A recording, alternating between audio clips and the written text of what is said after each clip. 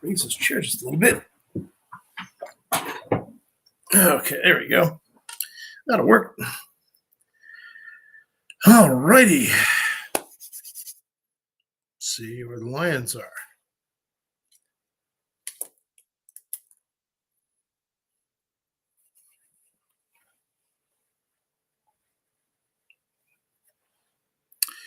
Okay. A little relaxed, a little comfortable. All right, we got it coming in now. Let's go to the chat. And hey, Miss Shauna, we got Pat in the house too. Welcome aboard. Let's see, we got just all kinds of great things happening, but a lot of ugly things being exposed. And I think it's important for all Oregonians and all Americans to be aware of these things. But we'll get right into this here in just a second.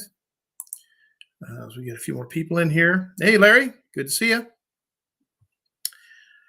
It's kind of a nice fall day over here. And I don't know about y'all, but I kind of like the fall. I like getting out the old pullovers and stuff like that, get to wear the long sleeves again. Kind of enjoy that. Hey, Mr. Barry and Mr. James in the house. And of course, Mr. Wilson. Good evening to you too. All right, folks. Are you ready for all the new and improved news? Well, welcome one and all. I'm Paul Romero, Oregon's best chance to save Oregon from continued invasion by the Chinese Communist Party and the woke agenda, notably United Nations Agenda 2030. I'm going to repeat something that I've lived by, and it's really important. And it's a quote by Theodore Roosevelt. And the quote goes like this: "It is not the critic who counts, not the man who points out how the strong man stumbles, or where the doer of deeds could have done them better. The credit belongs to the man who is actually in the arena, whose face is marred by dust and sweat and blood, who strives valiantly, who at best knows in the end the triumph of high achievement, and who at worst, if he fails, at least fails while daring greatly." There's another quote of Theodore Roosevelt that I ran into. I'm going to share that with you as well.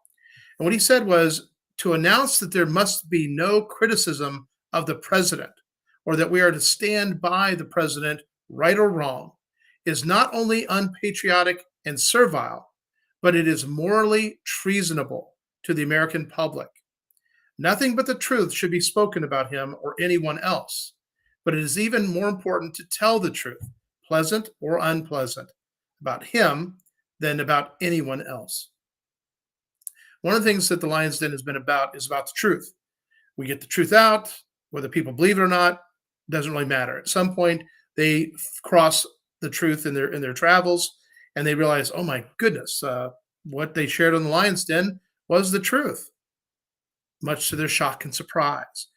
One of the things is we often want to hear what we want to hear and see what we want to see, the things that make our lives a little easier, the things that allow us to think that we are right all the time. But the simple fact is we're not right all the time. And we have to be open to changing our position based on the truth that is exposed. This is a major problem that we have in this day and age of social media, where everybody's trying to beat everybody else out with the truth. They may not actually confirm certain things, or they have an agenda, and they're just trying to lead people down the primrose path to get them to accept everything, a lot of the untruths out there, in order to run interference for those that are not willing to live in the light. So there was something that Christine Drazen said today, and it kind of bugs me, because she says the first thing she's going to do as governor is declare a homelessness state of emergency. No, it is not necessary, Christine Drazen. Want me to tell you why? Well, like I said, simple solution. You have to actually go and speak to all these homeless. You got to find out where they're coming from. And if they came from out of state, they have to return. If they can't pass E-Verify, then they have to be sent off to ICE and removed from the state and sent back home to go through the legal process of immigration. And once you've done that, what you will find is that the homelessness, the situation we have at that point, of real Oregonians that are homeless, we have things in place to remedy that, to help them along. We already have them in place. You do not have to reinvent the wheel. Instead of throwing more and more money at a problem? How about actually fix the real issue, the real underlying problem, and then let our current systems address what we have? Now, see, if you took the time to actually learn these things, well, you could speak out of your mouth and not your backside. Betsy Johnson has pushed to put all these homeless people in a unused prison. The simple fact is we have plenty of prisoners to occupy these places, but of course, Kate Brown and her little minions, they like to release criminals to the public. Do you have a problem with that? Well, if you don't, you should. If people don't want to be stuck in prison, then don't do the crime. And prepare to be caught no matter what you do, because generally speaking, most criminals aren't smart enough to actually avoid being caught. Thank God for that. Now I'm going to go into a couple things. There's a the Herald and News. They put out an article where the Oregon governor signs a pact with West Coast leaders to transition region to 100% clean electricity. Now here's the problem with this. Why would our big governor be signing this pact with the other West Coast governors and a Canadian premier? Shouldn't this be based on what we want, what we vote for? No, because see, Kate Brown doesn't represent us. She probably has a less than 1% approval rating. And these are the kind of things she's doing. Now, this was dated October 7th of this year, so not very long ago. And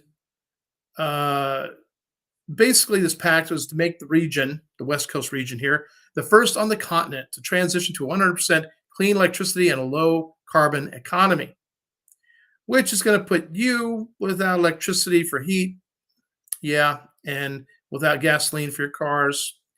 And apparently they don't understand that oil is used for a whole lot of products, even here in Oregon.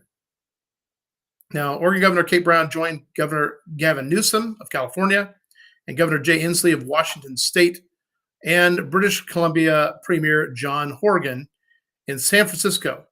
And that's where they signed this pact. And it includes commitments to create policies, investments, and interstate projects that will end each state's dependency on fossil fuels and thus create new green energy jobs in the coming decades. No, no, and no. Because fundamentally, the Sustainable Development Goals that they're embracing come from United Nations Agenda 2030. And as such, well, to implement these things without the approval of us is basically committing treason. That's what they're doing. And then we have 3 gubernatorial candidates on the ballot right now that they also support that Agenda 2030 through the Oregon China Council. Be aware of this, guys. This is a reality. There is no good candidate on the ballot. Now, it was really interesting, something that Kate Brown had said. She said that we know that growing our economy and protecting our planet are not mutually exclusive goals. Rather, they are moral imperatives. Kate Brown, what would you know about moral anything? Right? I would say no, you don't. Do you protect our children? Do you address the human and child trafficking here in Oregon? No, not a peep, nothing. Do you address the lawlessness in this state with Antifa and BLM? No.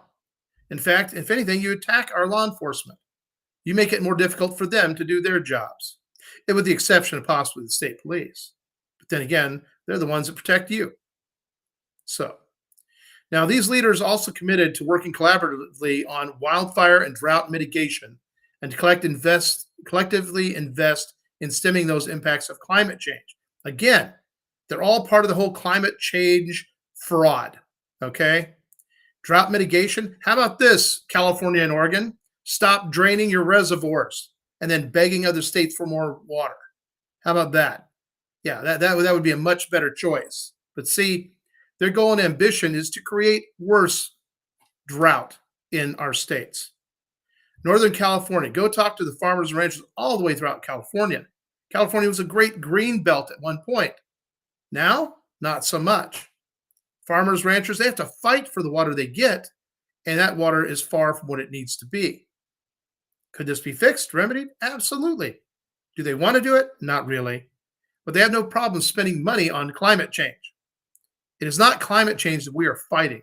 We are fighting either absolute morons or those who have actually committed absolute treason by basically poisoning the West Coast to get all of us to leave and make it easier from an invading force, that being China.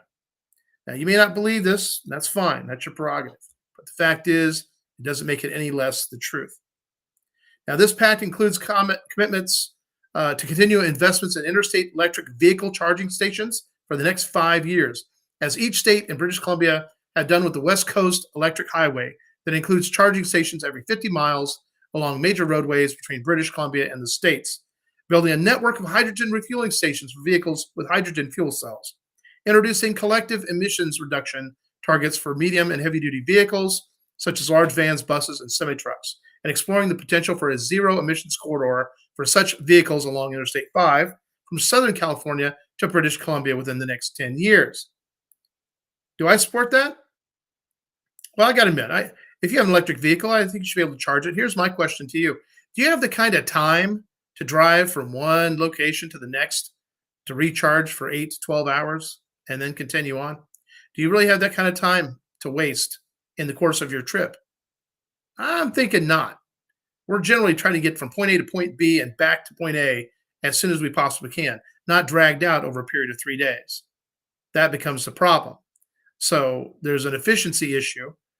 We also currently do have a bit of an accessibility issue for some, but I appreciate the fact of what they want to do. The truth is this: the greenhouse gases they're worried about, water vapor and carbon dioxide, these are imperative elements to our environment. Without the CO2, plants die. Without the water, we all die. It's part of the cycle. And the amount of carbon dioxide or carbon emissions from any fuel oil based engine does not have any bearing whatsoever on what they call global warming or climate change. They can't even really define it themselves because it's all about spending a bunch of money and them cashing in and getting all of you to go along with it. It's time to get smart, Oregon. It's time to put our feet down. Now, this whole pact includes commitments to decarbonize the Pacific Coast maritime ports and shipping. I got news for you. Those ships that carry all that cargo, you're not going to be able to turn them into electric ships. No, you're just not, because they'll always have to burn fossil fuels, period. There's no way for them to traverse the oceans on just battery power without taking up well over half of their cargo space. So even the idea is ludicrous. But then again, if you want to be an environmentalist, you literally have to have half of your brain removed and the other half put where the sun doesn't shine. Yeah, that's pretty much how I see it. Now, the talk is that the Pacific Coast leads on virtually everything in social and economic development. Development, really, no, I would say social and economic retardation, because everything starts in California and then creates a big pain in the butt for everybody else across the country, but especially themselves. So they cut their own throats right at the front, and they act like they're also superior to everybody else. Don't buy into that stuff. Inslee, he was behind Washington's 2020 law mandating a 95% reduction in emissions by 2050. Again, these emissions they're worried about do not hurt our country or the world. They are part of the actual system, the cycles of the planet. The water cycle, that if you remove steam, your water vapor from that equation, the planet dies. That's how stupid these environmentalist climate change people are. They don't understand what this stuff really is and how it actually affects this planet. Okay? And when it comes to carbon emissions, again, we actually have machines burning propane that generate carbon dioxide for crops. Actually generate it. And it makes better production on the crops and everything else. Plants love carbon dioxide.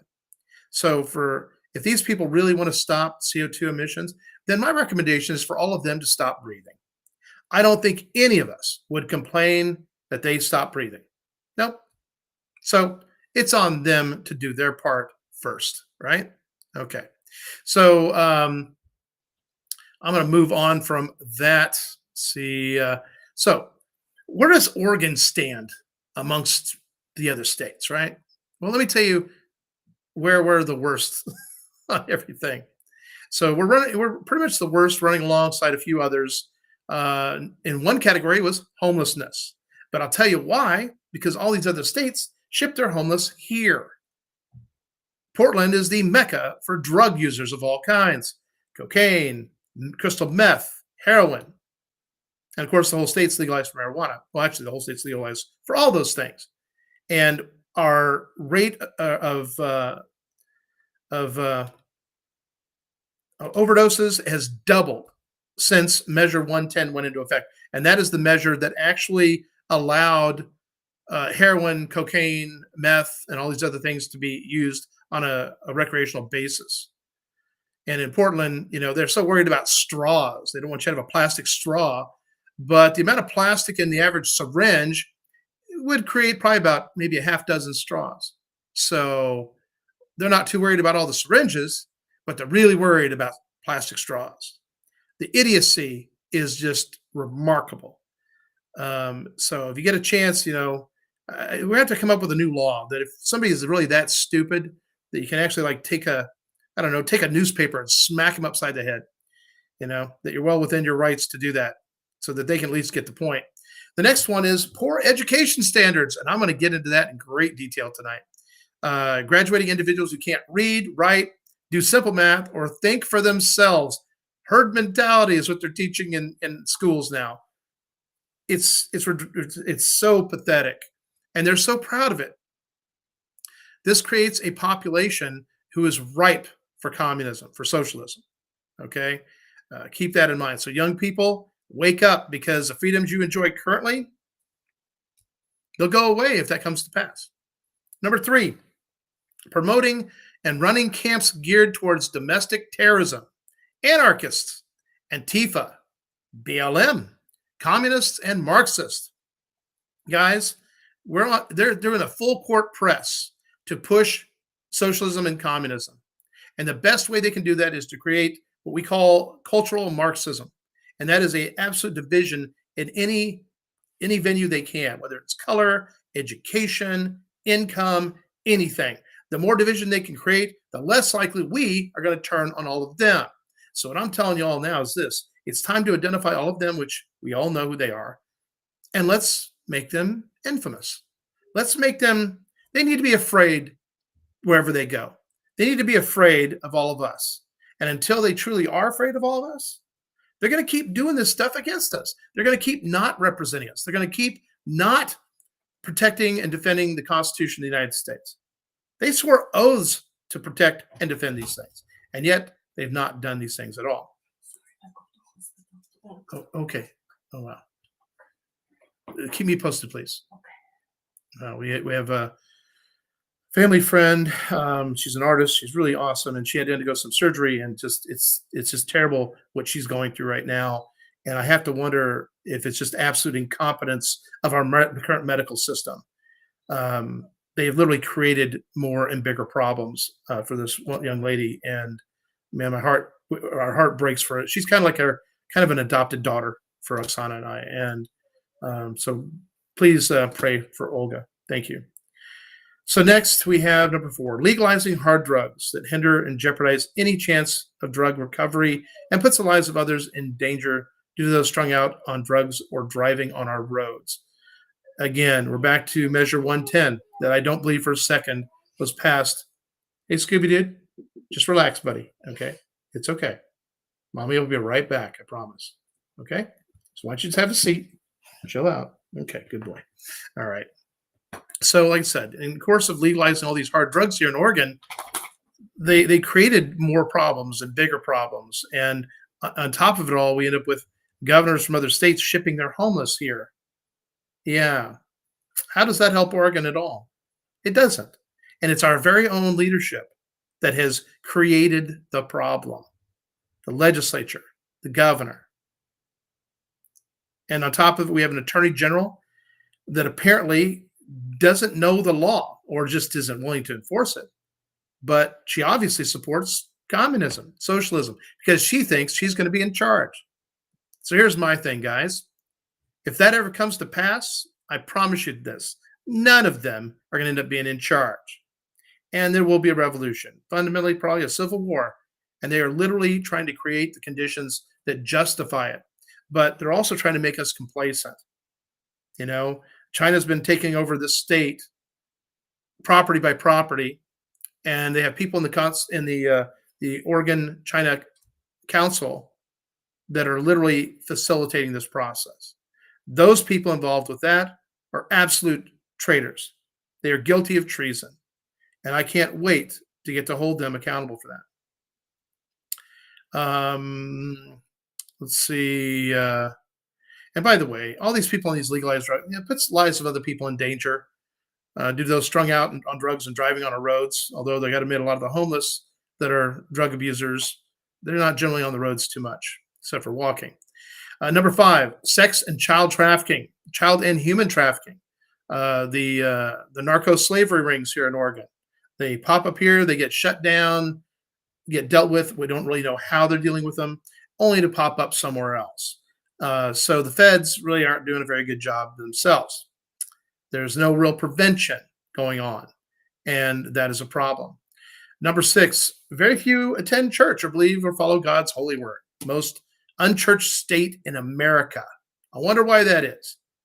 Now, listen, guys, I don't consider myself religious. I do consider myself spiritual. Okay. I am a Christian, yes. And I understand God gave us all free will to do good, bad, and everything in between. And the hope is that, well, we'll do good. And unfortunately, this state is actually catering to what I consider ungodliness. They are catering to the criminals. They're catering to those who are not really participating in our society in a positive way.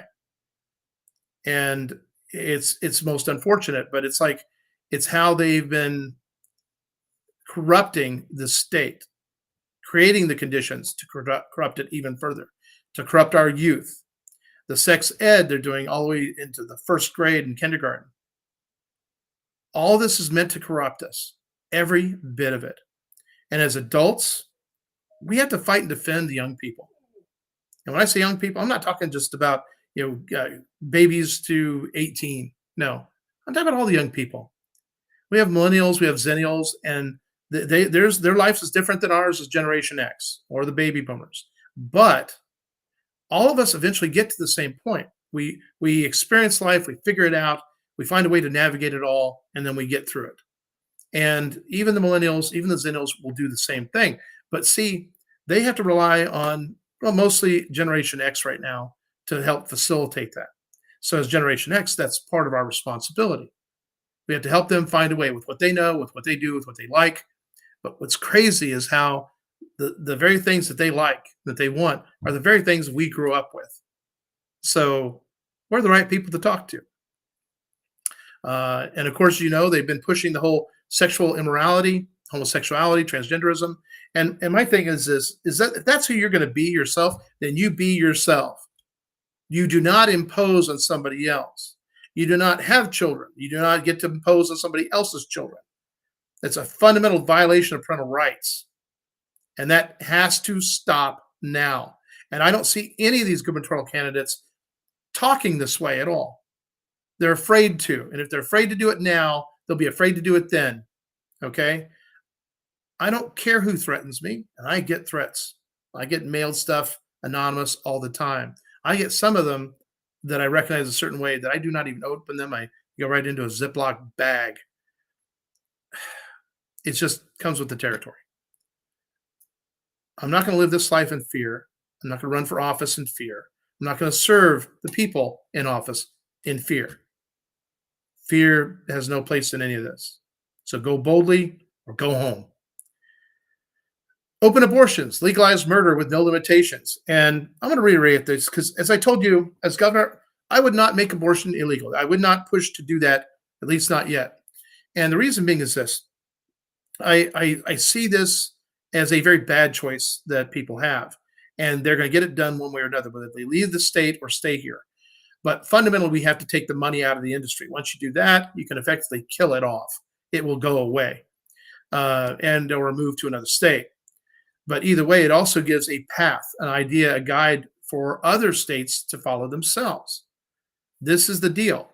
And what I will say to those that want to support abortion, if a pregnant woman is shot by a criminal and the pregnant woman dies and her fetus dies, her baby inside dies, that is considered a double homicide. That is a double murder. Okay? That's illegal.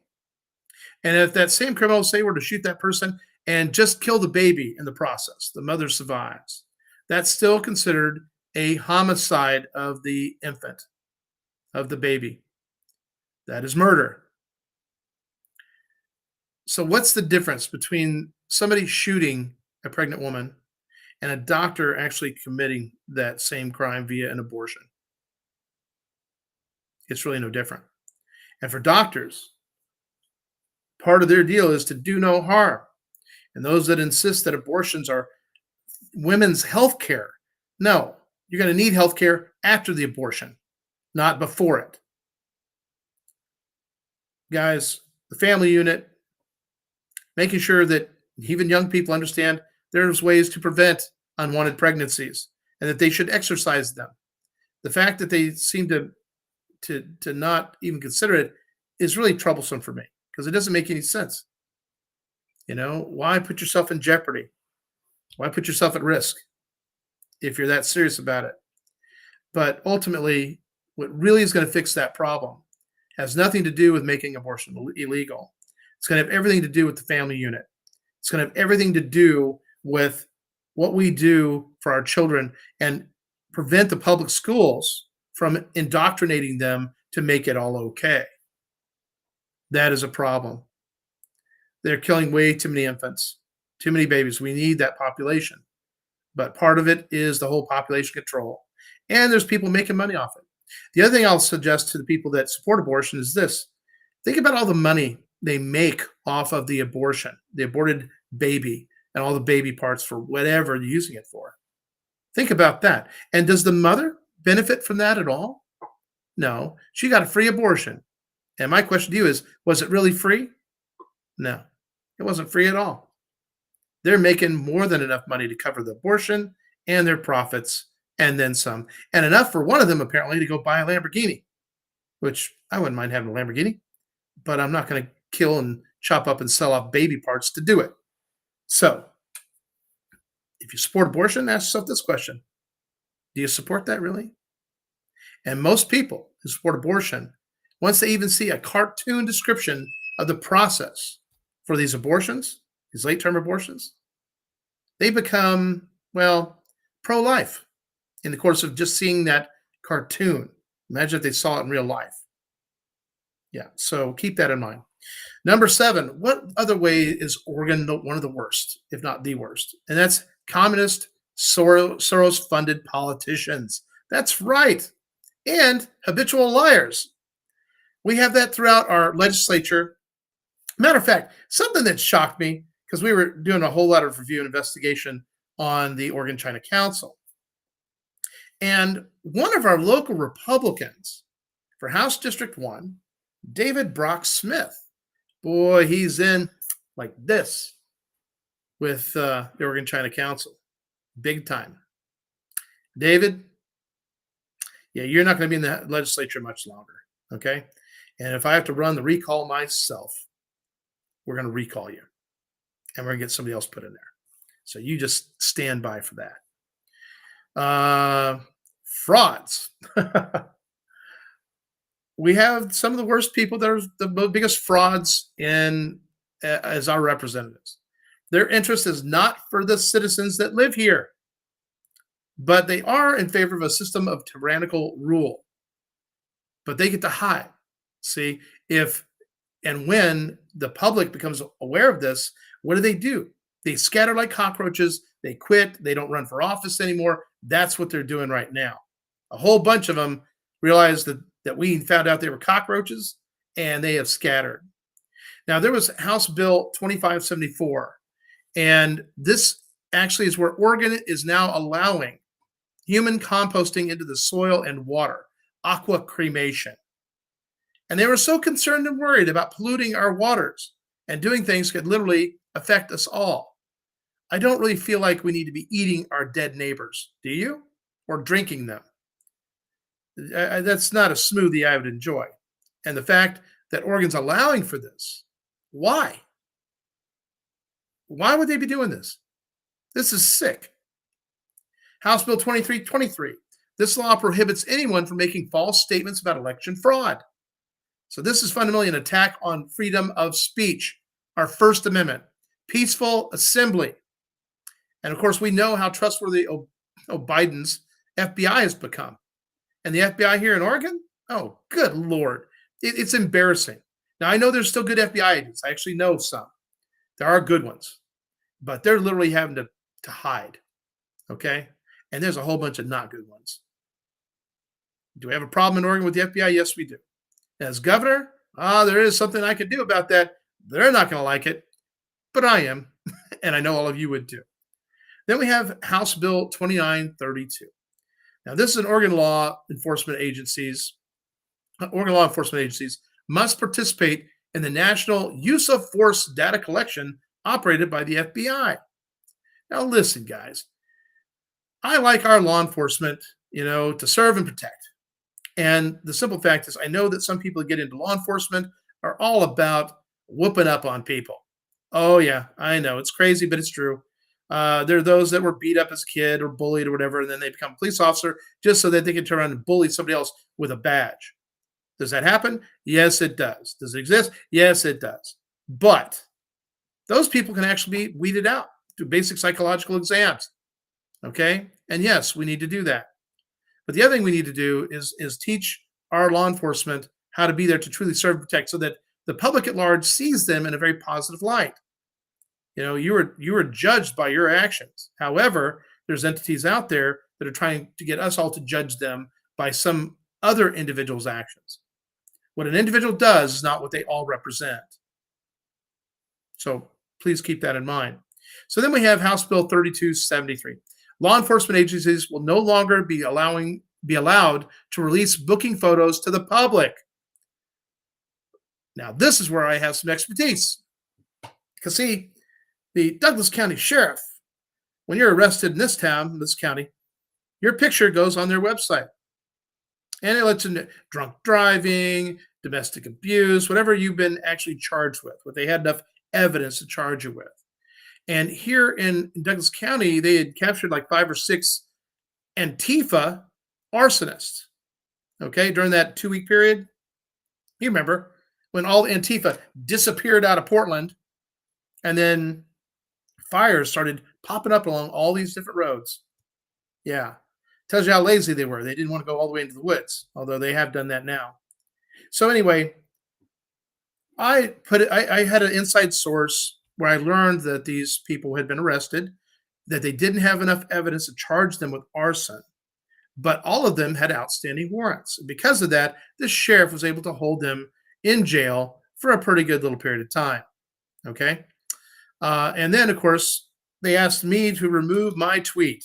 The tweet heard around the world about Antifa being directly involved in these fires.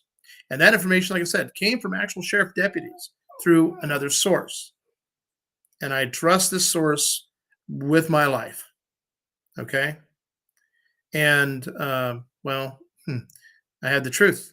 I reported the truth. And basically, it was a warning to people to be looking for people, to be paying attention. It is not climate change.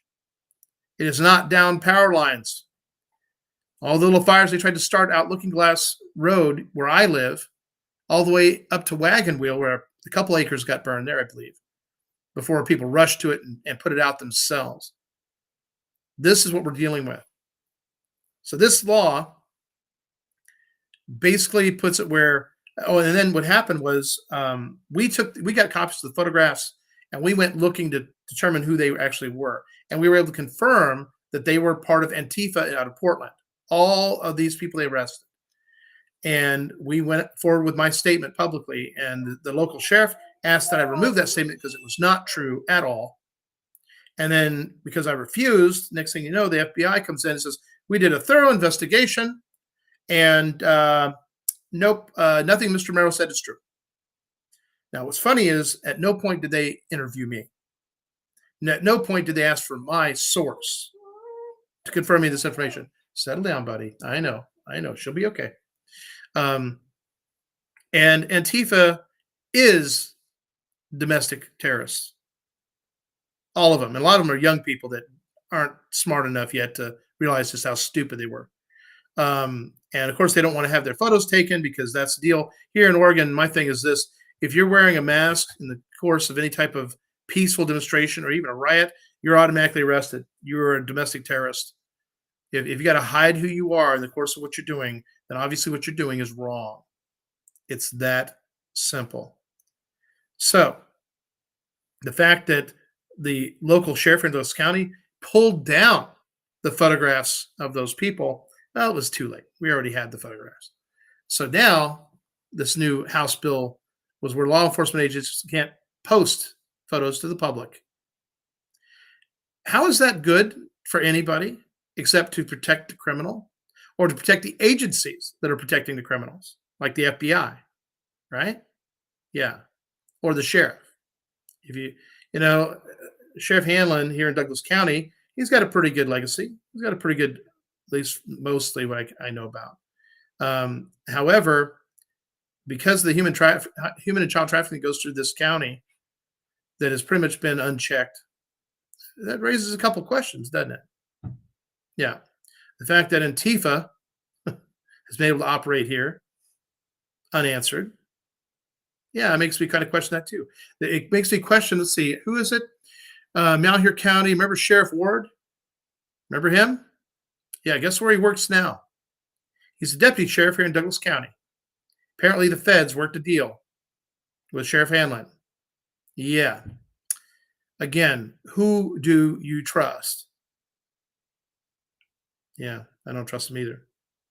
So now basically the criminals, Antifa, rapists, sex traffickers, murderers, thieves, arsonists, can no longer be easily identified by us. Because here's the thing. Usually when they put out a wanted poster, right, they got the picture of the guy, the girl, whatever. So you can, if you recognize them, you can turn them in. See, they don't want us to recognize all these lawbreakers, which to me kind of makes the law, well, violating the public trust. You see? So then we have House Bill 2809. And this is where Oregonians will be allowed to park RVs on properties for up to 2 years if the house or manufactured home that was on the property is uninhabitable as a result of a natural disaster. This is supposed to be helping the homeless and numerous illegals Oregon is allowing. Now, there's parts of this that's good and other aspects that are not so good. If you're the property owner, you got to be in a camper, RV, fifth wheel, whatever, while your house is finally being repaired and there's not really a lot of available contractors to do the work. Hey, there shouldn't even be a 2-year limit, to be honest. It should be until it's done, but it needs to be within a reasonable period of time. And then we have House Bill 2986. Law enforcement officers in Oregon will now be trained on how to investigate crimes motivated by prejudice based on gender. Because, we have so many crimes against those transgender types. Well, wait a minute. Usually it's transgender attacking us or violating certain porn laws in regards to children. Yeah. So what is prejudice or a crime in that regard? Who decides that? So it pretty much comes down to anybody who speaks out or doesn't agree with the whole transgender movement. So again, more attacks on religious freedom, and they can investigate with any false allegation. You see, that's how that works. So Democrat, leftist, progressive, Marxist evils. Now, Tina Kotek, Democrat running to be Oregon governor, is revealed to have ties to a Democrat candidate and convicted felon who hired a field director who was convicted for sexually abusing a child. Now, Tina Kotek actually had previously sponsored a bill to ease penalties for some sex offenders. Isn't that just so convenient? What a deal.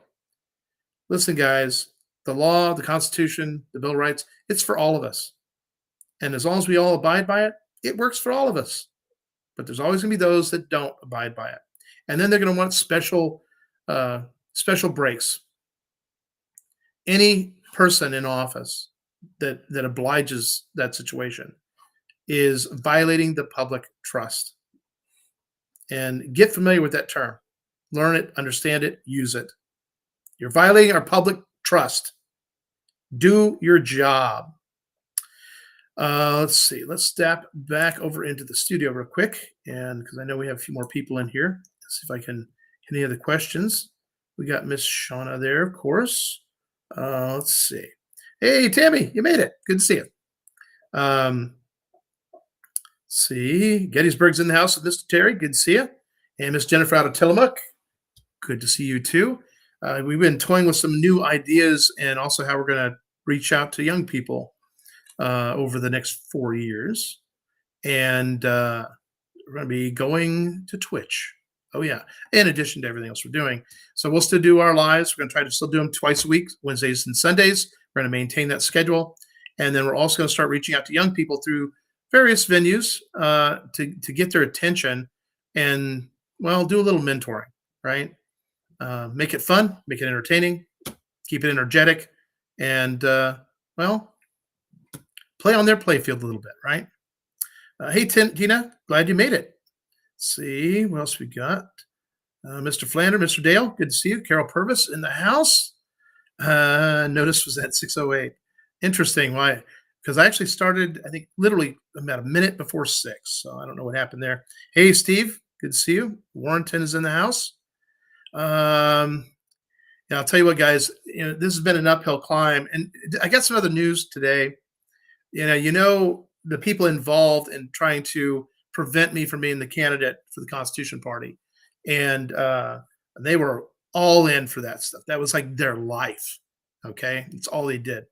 And after they managed to accomplish what they wanted to do, which literally violated the public trust of every Oregonian, now they have resigned and they're no longer part of the Constitution Party of Oregon. So they went in, wreaked havoc, did their damage, and have now left. So here's what we're going to do.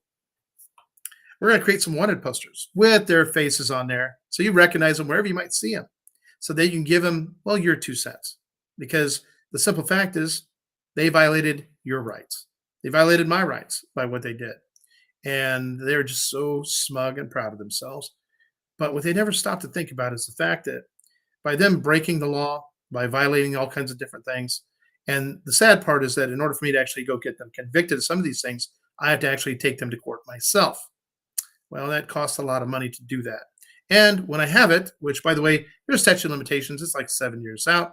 So hopefully once the UWalk Today device that we have, let's just go out to production, manufacturing, distribution, and our royalties will get off that, will more than fund all those legal ambitions we have to hold people accountable, because it needs to happen. The good news, we have all the evidence. The downside is that, it's not the kind of criminal law that police get involved in, which I still think is bunk. If somebody breaks a Oregon law, you're breaking the law. It's that simple. And for them, they did it with impunity. They think that they're just going to get away with it. And what I'm here to say is, no, they are not. Everybody in Oregon is going to know exactly who they are and what they did. Credit where credit's due. This is not libel. It's not slander. I am stating the facts and the truth. Although they didn't state facts, they didn't state truth, which is what gets them in trouble.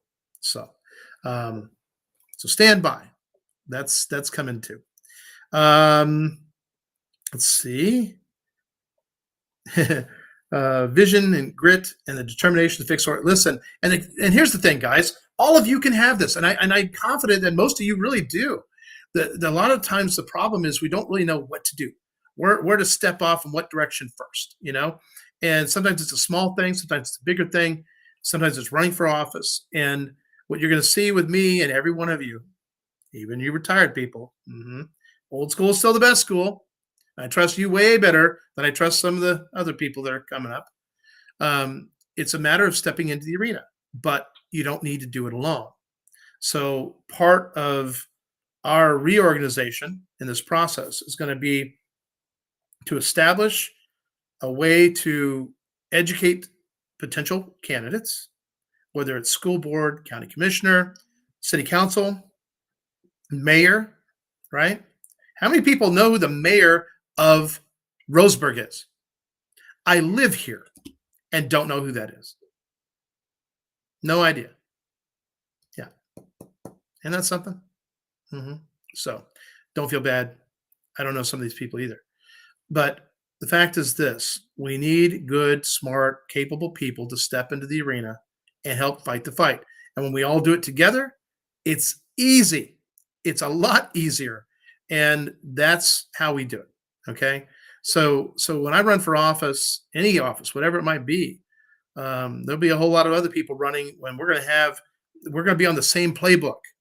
Okay. And that playbook starts with the Constitution. Pretty simple. Let's see. Oregon's attorney general said during the last election that she was governor's personal attorney, and that is false. She is the personal attorney of the state of Oregon, which includes all of us. And as such, she's supposed to be enforcing, say, Supreme Court rulings that state that parental rights supersede anything else that's being done. Here in Oregon, though, many of the laws actually violate parental rights. Does the attorney general correct this? No.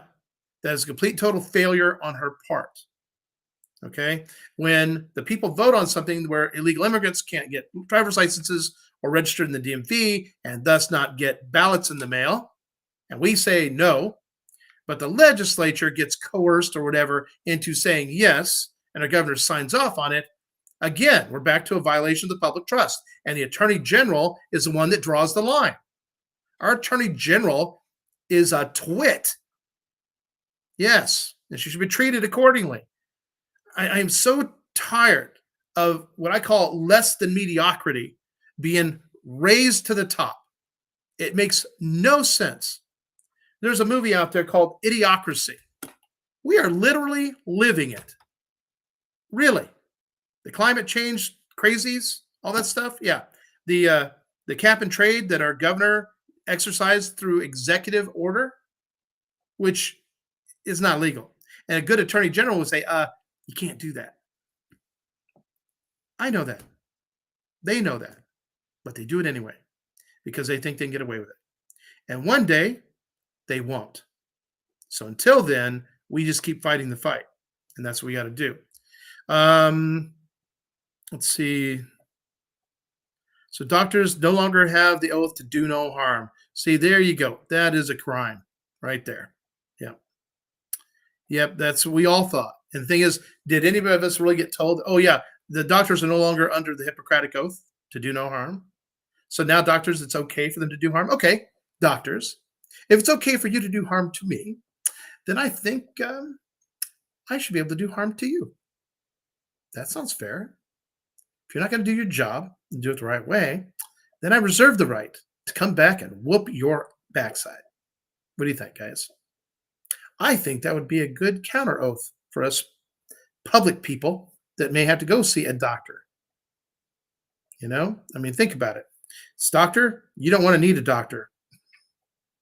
Do it right. Do right by me. And right now, our friend Olga and the doctors that she's had to deal with, it's very disappointing. And I'm making sure that I have the names of all those people. Don't make them famous, make them infamous. We used to have good doctors in this country. We used to have really a lot of great teachers in this country, in this state. And they've done everything they can to undermine all that. We got to stop it. Okay. All right. So let's get back to our regular show here. Okay. So there was a new article out from the Oregon Capital Chronicle, and it's about state education department recommends big changes to graduation requirements. Oregon students no longer need to pass a test showing a grasp of 9 essential skills and would need to take a class to help plan for life after high school. So here's my question. If you lack 9 essential skills as you exit the public education system, How are you prepared for anything? You're only prepared to move into your parents' basement. Right. Uh, no, this is not how it's supposed to be. And they are so proud of this. And Oregon is literally taking itself down to the lowest common denominator for all the states. Now, the Oregon Department of Education, they recommend that the state make these big changes to high school graduation requirements, including ending a decades old requirement to show proficiency in reading, writing, and other skills on top of credit bearing coursework in those subjects. So, exactly why do we bother to teach anybody anything, right? Could you imagine having someone come into your office, apply for a job, and he can't even fill out the application? When he signs his name, he prints it. He might actually know that, but he prints it. Does he use a cursive? Does he do an actual signature? No. This is literally what we're faced with right now, guys. It's now. And they're not only doing this for the present, they're talking about for like 2 more years down the line. Essential skills. 9 essential skills that apparently they're no longer going to require of our students. So, why do we spend money on education? Why do we even have a teacher? Why do we have teachers if they're not going to learn the essential skills from them? And I don't see Drazen or Johnson or Kotek addressing any of this. None of it. And I'll tell you why. Because they are complicit. They are in support of it. Do we have a problem with that? Yes, we do. So then our Department of Education, which you won't believe some of the people that are on this thing, but also recommends ending a requirement that students pass Algebra 1, that the state offer one diploma, not 3 options, and add a requirement that students pass a planning course covering financial aid, food stamps, welfare, all that stuff. Oh, no. It's not going to be financial aid for like going to college because they're not going to be smart enough to pass an entrance exam. But also, this planning course is supposed to help with resumes and other skills to help them in the future. Unlike the 9 essential skills that they should have already got from their public education. But they give them what? One skill that wasn't actually listed, just enough to have this generated for them. They just go hand it to everybody and not really know what it is. Is that how it's going to work? Make sure you can navigate the food stamp application online, right? Hopefully they'll be smart enough to keep track of their Social Security card, which isn't necessary for food stamps apparently. And then on top of that, maybe the birth certificate, which I don't know if that's even going to matter now. This is where our education system is going here in Oregon. If your kids aren't homeschooled or in a private school, find a way, find a way to get that going. Now, these recommendations were in a report on Thursday and that will be discussed September 21st. So this is last month by the Senate Committee on Education and follows a year-long review of state graduation standards ordered by the legislature. And that our legislature is so intelligent. Oh my gosh. Let me tell you what. Most of them are spineless a-holes. Okay? I'm going to call it what it is. What have they really contributed in our legislature? Most of them just follow the lead of a handful of people, regardless of what their people want. They're not actually representing their people. So this has been a year-long review of state graduation standards ordered by the legislature, and it wanted the department to figure out whether state graduation standards were unfairly holding some students back and examine whether state graduation requirements were setting students up for life after high school. I got news for you. The graduation standards weren't setting them up for life, and the new ones are even worse. Up is down, down is up for these people. This is the idiocy that we're dealing with that's running the show, guys. At what point do we all say, you know what? Okay, everybody, lock and load, battle rattle time. We're going to the Capitol. We're going to go to wherever we got to go to correct these idiots. We got to recall these people. We got to remove them and replace them again. And if that means, we have to submit and do new recalls within 6 months of this next election, then guess what, guys? We need to do it. We need to send a message from us, the voters. And that's probably the best way to do it. Now, the Department of Education also decided requirements have hurt students of color and needed improvement. Wait a minute. Hold the phone. So apparently, this is a bunch of Democrats because we have a Democrat controlled legislature and also controlled Department of Education. And in their race to somehow help students of color, how many students of color does Oregon actually have? It's a small, little tiny percentage.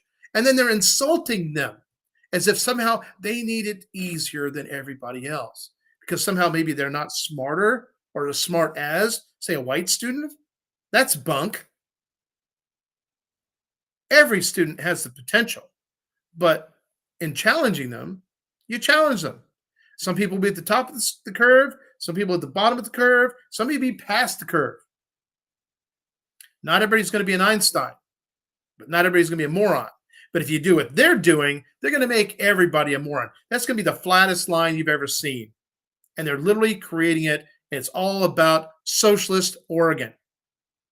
That's what it's about. OHA is about socialist Oregon. The statewide health care deal they're trying to push and get done. It's all about socialism. It's about losing your freedom, your liberty, and your sovereignty. And I am dumbfounded by how many people in the state. We have sent emails to every news agency, every newspaper in this state. They won't even respond. So are they already stupid? Or are they just part of the problem? You know, nothing's worse than people that the only way they can get ahead is to tear everybody else down. And right now, young people, millennials and zennials, that's what they're doing. They're tearing you down so they can be at the top and stay at the top. And my attitude is that, you know what? It's time to go hunting with these people. Yeah. These people need to experience an alligator or a bus or, you know, just a lightning bolt from God. Something that actually will hold them accountable in some capacity because they're getting away with literally murder for our citizens. So State Senator Michael Dembrow, Democrat Portland, and chair of the Senate committee said the report marks the start of change.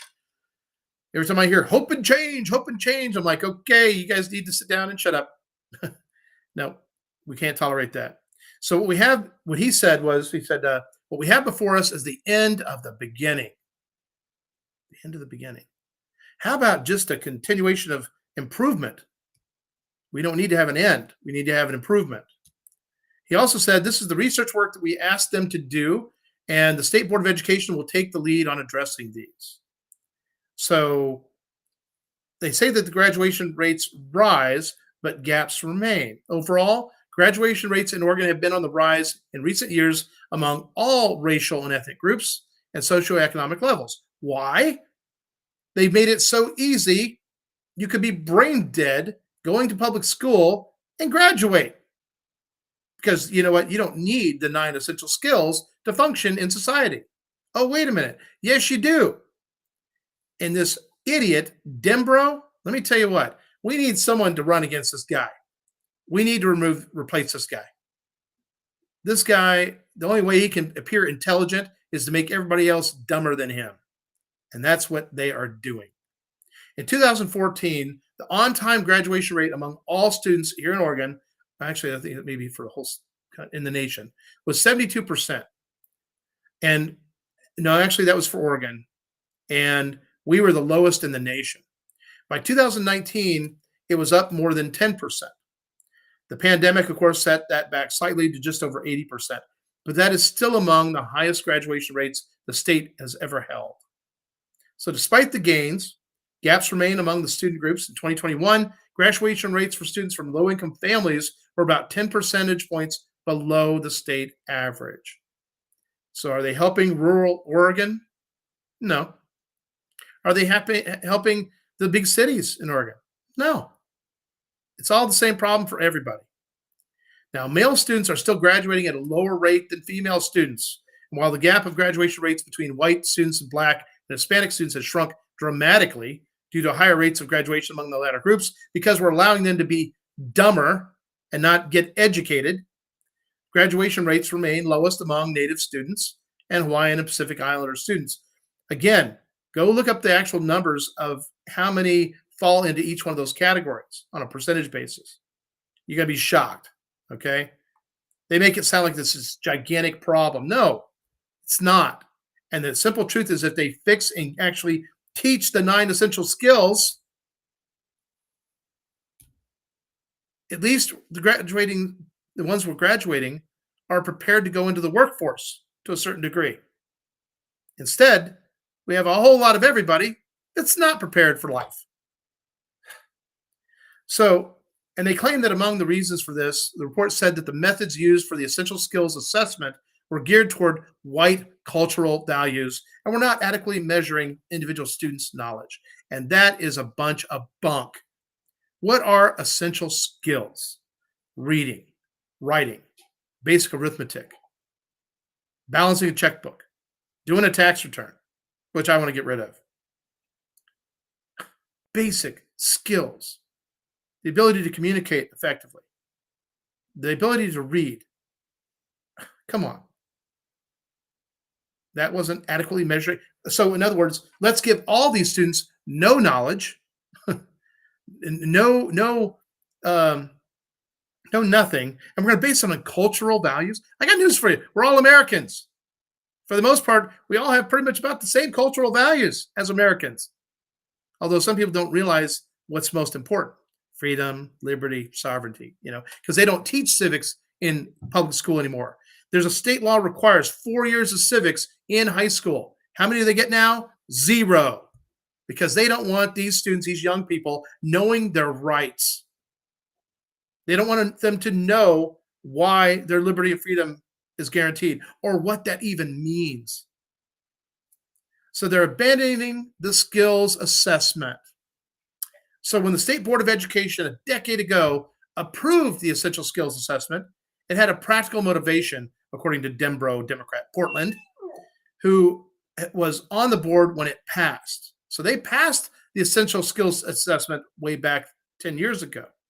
But he said the idea was to have students show they could apply their knowledge to real life situations, like reading a menu or reading a test for your driver's license or writing, filling in applications, resumes, or maybe doing basic math because you're going to go work at the bank. How to operate a calculator. Yeah. Dembro is dim. Okay. I'm going to have to go look this guy up because I want to know what his education is. I want to know what his background is because I'll tell you right now, it's going to be ugly and I'm going to expose his sorry backside. And next, I got to find someone who will actually run against him. We got to find someone to run against everybody, guys. Now, he said the idea was to have students show they could apply their knowledge to real-life situations. Students were supposed to demonstrate a wide variety of skills, comprehension of different texts, being able to write clearly and accurately, math skills, listening skills, critical and analytical thinking, analytical thinking, use of technology, civic and community engagement, global literacy and personal responsibility, management, and teamwork. These are the skills. But see, they don't want our students to comprehend text. They don't want them to be able to write clearly and accurately. They don't want them to have basic math skills. They don't want them to have basic listening skills. Makes it harder for them to even be managed by their parents. They don't want them to have critical thinking skills or analytical thinking skills or minimize their use of technology. Because let me tell you what, if you can't read, I got news for you. You're not gonna learn a whole lot even on the internet. There's a lot of good things you can do there, but you're going to be at a loss, right? Civic and community engagement. Oh yeah, wow. So they're against all these things. They're against the critical skills, the essential critical skills. This is what Dembro, a dim Democrat, wants, because then he'll feel smarter amongst the population. Now, schools could measure them through tests and writing samples or other methods they choose. But instead, the skills have been assessed mostly from a state standardized test that Dembro said was never supposed to be used to measure individual student levels. Wait a minute. When I take a test, It is meant to measure my level of knowledge, my level of skill, comprehension, all that. So his statement is an ignorant statement. Actually, it's a statement of what I call somebody who's a dumbass. He's dumb and he's an ass. Yeah, Denbro, you heard me. So here's the thing. They want the Smarter Balance Test, or the SBAC, and it measures competency in English, math, and science among students across the entire district. It was meant to show which districts were behind. This is what he said, and not whether an individual student has a grasp of essential skills. I got news for you, Denbro. You're not qualified to see if anybody has a grasp of anything, because it's apparent to me you're not even ability to grasp the idea of 9 essential skills and what essential means. I guess I'm going to have to send him a dictionary and highlight essential, because what Denbro has done in his little peeps is taken away that requirement to make sure they have those essential skills. And young people need to be screaming at the top of their lungs, because you need this stuff. You're going to need this to survive. Otherwise, you are doomed to slavery. Literally. Huh, Scoop? Yeah, I know, Scoop. I feel bad about it too. And he said ultimately he gave the state bad data. Yeah, baloney. It gave it uncomplimentary data because it exposed what our public schools and where they're failing. Now, the pandemic, yes, it's taken a big chunk out of education that should never have happened. In 2020, the state temporarily paused the skills requirement, prompting the legislature to ask the Department of Education to review graduation requirements. Yeah, the legislature. See, they make it sound like everybody was in support of this. I don't buy that for a second. Because, see, I do know there's actually intelligent people in office in our legislature, and they would never support this. Never. Art Robinson is one. Dennis Linthicum is another. I know these two guys wouldn't support this. So what other changes did they have? So today, students who want to graduate from high school need to earn 24 credits in language arts, social studies, math, arts, second language, career and technical education, health, and physical education. Well, that sounds like a pretty decent grouping there. The Education Department recommended ending a requirement that students take Algebra 1. Now, I got to admit, guys, I know a lot of people that Algebra 1 was their last math class they took, and they never really used it in life. That's fine. But the fact is, it prepares the brain for other things. See, what I learned is that there's math you had to learn early on that was detailed, it was a mess. And then after you get all the way through differential equations in college and calculus and the real serious stuff, you find out that that whole big equation, that gigantic monster thing that just was a struggle to figure it out, was actually turned into an equation this big that anybody could do. Because you still need to know where it comes from. It fills in the knowledge you have. And math, generally people who are good with music are also very good with math. Go figure, whether you're singing or playing an instrument. So even math has an ability to help with your creativity, right? That's a good thing. Here, they're trying to kill it. They don't want you to be creative. They don't want you to be able to break codes, figure things out. They want you to be stupid. Stupid people are much easier to control, and it's easier to keep them in fear. And what I'm trying to say for all the people out there, be fearless. You may not have a bachelor's degree in math and science and engineering and all that stuff, but I got news for you. You have a life experience that our young people don't even have.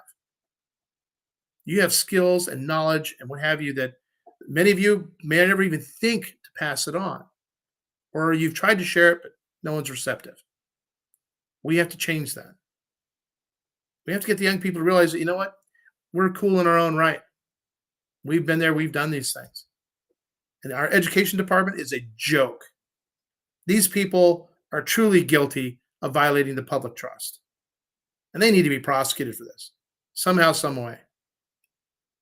So, for me, going through public education here in Oregon, Prineville, Cook County, I can honestly tell you, I had my calculus, I went all the way up to pre-calculus in high school, my senior year, and also physics and science.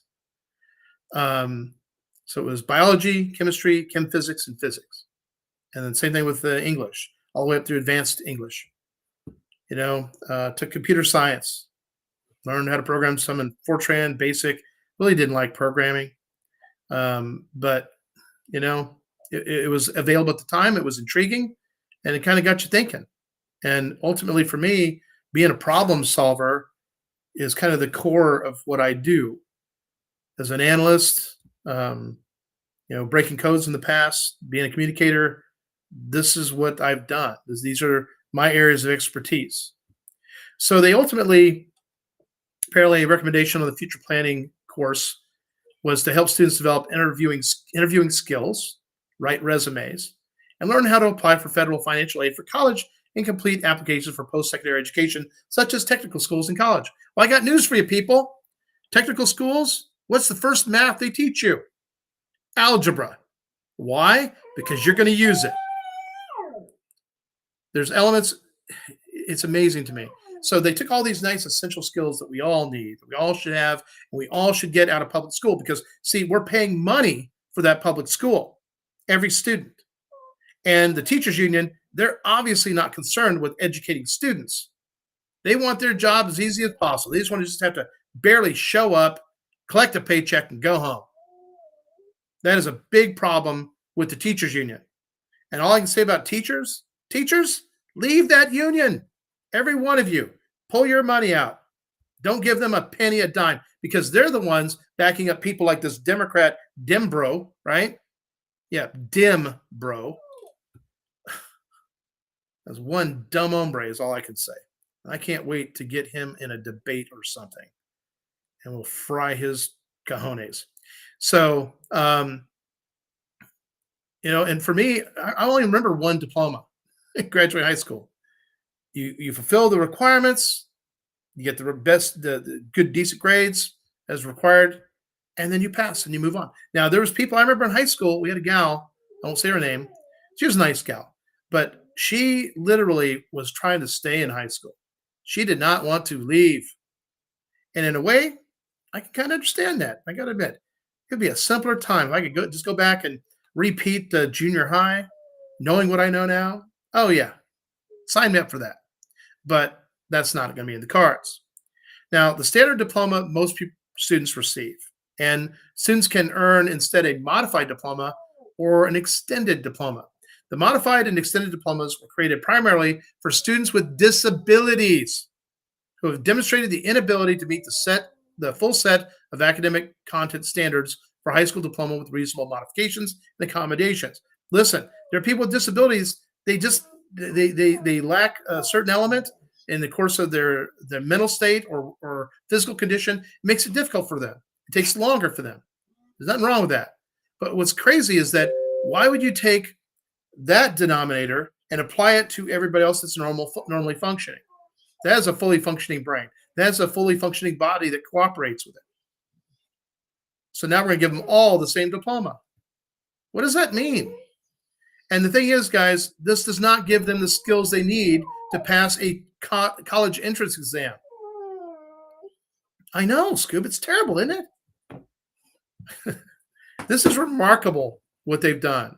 So in its review, the education department, which obviously is not about education, they found districts were disproportionately pushing students of color without learning disabilities toward the non-standard diplomas. They were literally giving them an easy exit to not even challenge themselves.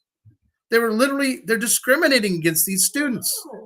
They're not holding them to any standard because they feel like, oh, if I do, it's somehow injuring them. No, it's not. You're insulting them. My career field is a cryptologic technician in the United States Navy. Let me tell you something. I worked with the smartest people. They were men. They were women. They were white. They were black. They were everything. So for anybody to tell me, I actually felt like the people around me were every bit as intelligent and capable as I was. That's how I felt. But here we have an education department trying to say that, no, you're not. And because of that, we're just going to level the playing field. But we're going to go with what our perception is of the lowest common denominator. And that is an absolute insult to the intelligence of these young people. It's an insult to their potential. And these people we keep putting in office don't care. But here's something else, and this is where the young people are screwing up. You're not voting. Young people who are being affected by this, you're not voting. And you want to know why? Probably because you can't read a ballot. Probably because you can't read a newspaper or a newspaper article. You can't read the information that you actually need. That's a problem. They're the ones that violated you, not me, not all these other people, not these conservatives, definitely not them. But these socialist Democrats, they're all about violating your humanity. And you got to step up and do something about that.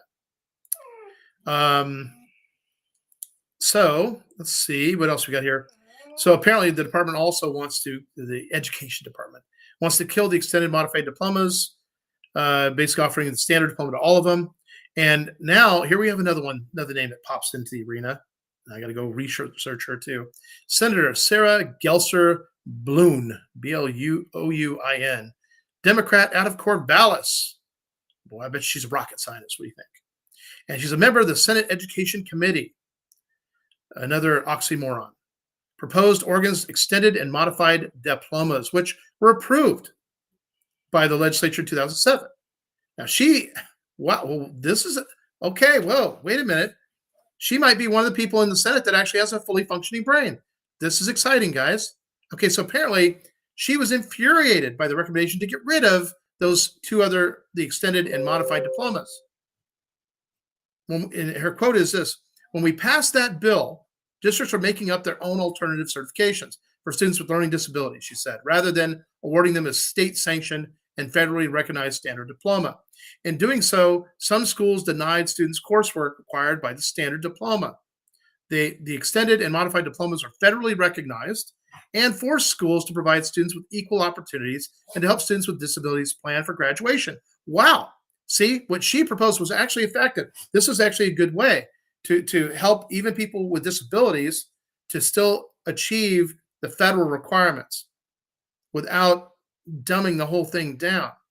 But see, Dembro doesn't want that. He wants to make everybody dumb because he feels so dumb amongst them.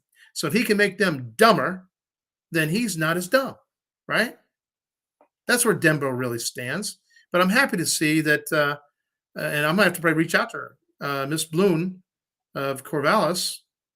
Wow, she might be actually one of the good guys there. So stand by on that one. Something else she said was this was transformative for the students with disabilities. We took kids earning as little as 12 credits in high school to a full 24 credits. It also increased the number of students with disabilities who completed high school and attained diplomas. And this is all based on actual state data. And she said she would fight the recommendation to go back to one diploma. She said we need to hold districts accountable when they unjustly push students of color into non-standard diplomas, she said. Don't take away a tool that's advantageous to another disadvantaged group in the system. And my thing is this: if you're a student of color, since when is that a disability? Seriously. Student of any color, white, brown, black, tan, doesn't matter. Since when is your color a disability? In Oregon, come on, guys. Do you really see discrimination against colored people in Oregon? Really? If you're saying yes, you do, I challenge you to show me, because I've not witnessed it in all my time in the state of Oregon. And I am not going to insult the intelligence of any person of any color, of their potential. And when I have people that are creating conditions to actually put them in a dumbed down position, to me, that is the most racist action any representative can take. So, Mr. Dembro, Democrat out of Portland, you are a racist. So what else do we have here? Oh, here we go. The Oregon gubernatorial race takes a turn with the U.S. Supreme Court decisions. Backburner issues move to the front, and candidate bases could shift in coming months. Now, we all know about the independent gubernatorial candidacy of Betsy Johnson, and it's predicated, I should say, on the fact that she thinks she can bring together two dissatisfied groups, Democrats and Republicans. Now, notice I didn't mention the word non-affiliated voters. She's not focused on them. Now, Republicans are unhappy with the Trumpy side of their party. Okay? This is the side of the party that is not going to vote for Drazen. By the way, they're not going to vote for Betsy Johnson either. Now, Democrats are unhappy with the Portland-style liberalism in theirs, with independents to form what they call a polyglot plurality. Oh gosh, who's writing some of this stuff? How to confuse people even more. But she took a useful step in that direction with her call for a series of debates. So it's good that Betsy Johnson called for debates. The problem is, did they let all the contestants debate? They definitely did not want me on the stage in any capacity. That's why even elements within the Secretary of State's office election division did what they could to help prevent me from being on the ballot. They don't want me in there at all. If I had to go up there on stage against these three ladies, they would all leave the stage crying. Okay? Yeah. Oh, not because of anything I'd say about them, just the fact that I'd embarrass the snot out of them by actually knowing what I'm talking about and the real issues that Oregonians want addressed. Because they didn't address them, except to say, oh, they exist. They didn't address them in the capacity of what they're going to actually do to fix them. So these debates to be televised, I got news for you. That didn't help Tina Kotek. It definitely didn't help Johnson. And to be quite frank, I don't even think it helped Drazen. I watched these debates. And if you really get smart here and share that information, there's debates where there's one they had like 17 questions. I got to answer all of them. And then my responses were spliced in to that entire debate. And that is available at Rockfin. Go look up Corbin Tolen, Tolen, specifically Rogue Splice, and you can find a bunch of awesome videos there. Now, the tactic that Johnson took was a high-risk deal. And to be honest, it didn't pay out for her. But something you have to understand, Betsy Johnson was there to take Republican votes. I don't talk to any Democrat that has said, oh, I'm voting for Betsy Johnson because she's a Democrat. Nope, I've not run into that. However, I do run into a bunch of Republicans who keep trying to sell me on Betsy Johnson. Problem is, I know everything about Betsy Johnson. I also know that she's been a lifelong Democrat. Now, none of them, not Betsy Johnson, not Christine Drazen, not Tina Kotek, none of them are going after the non-affiliated voters. Not one. Because they know that NAVs they're more savvy than everybody else. They know who these people are. They will not vote for Betsy or Tina Kotek because they are Democrats and they've embraced a socialist ideology in our legislature and for our state. That's why they left their party. Democrats are pretty loyal. For a Democrat to leave their party, whoa, it's got to be bad. Then you have the Republicans. Why did Republicans leave the Republican Party? I'll tell you why. Because it's why I left. We're sick and tired of rhino candidates. They're not really Republicans. They're literally Democrats wearing sheep's clothing here. Christine Drazen? Yeah. She's what we call a super rhino, though. And very naive. And like a squishy marshmallow. Spineless. She's not offered any serious solution to any issue we have in the state. Not one. And that's going to continue. So now they talked about, you've been seeing Willamette Week has come out very much in favor of Christine Drazen. Any candidate that the Willamette Week supports, do not vote for. I'm telling you now. They've actually turned on Tina Kotek. They kind of turned on Betsy Johnson. A little easier, though. And they're all in for Christine Drazen. What does that tell you, guys? You can tell a lot about a candidate by who's actually endorsing them and supporting them. Pay attention. And what's funny, they were talking about Christine Drazen, that, when she won her party's nomination, she was the most broadly appealing of the many contenders, even winning endorsements from news media like The Oregonian and Bend Bulletin. The part of Johnson's strategy based on breakaway Republican voters, like I said, Johnson's about grabbing Republican voters who might have been more interested in an independent if the nominee were weaker, and she took a bit of a hit with that result. So, like I said, Johnson was more geared to grabbing more Republican votes and enough Democrat votes to pull the win. What does that tell you? Okay, that tells you that Betsy Johnson is the vote splitter. And will it have an effect on Drazen? Oh, yeah, most definitely. Matter of fact, enough of a vote because there's way more Democrats, registered Democrats, than there are Republicans.